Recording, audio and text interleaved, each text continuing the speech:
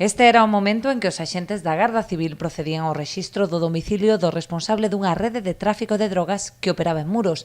A pesar das restricións derivadas do estado de alarma, o home recibía de xeito continuado a visita de compradores na súa vivenda, habilitada como punto de venda de estupefacientes. No rexistro, os axentes incautáronse de máis de 20.000 euros en metálico, 420 gramos de cocaína e 110 de haxís, así como numeroso material para o pesado e distribución da droga.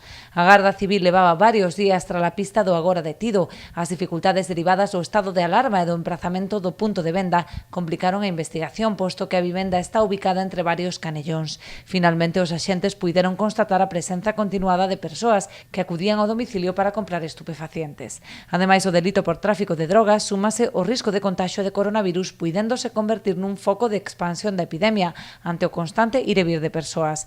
Dada a gravidade dos feitos, o home foi posto a disposición do xulgado número 1 de Muros. Por outra banda, seguimos a informar de novos incumprimentos do confinamento. Desta volta foi un veciño de Rianxo que deberá aboar unha multa de 720 euros por saír da casa sen causa xustificada ata en 11 ocasións.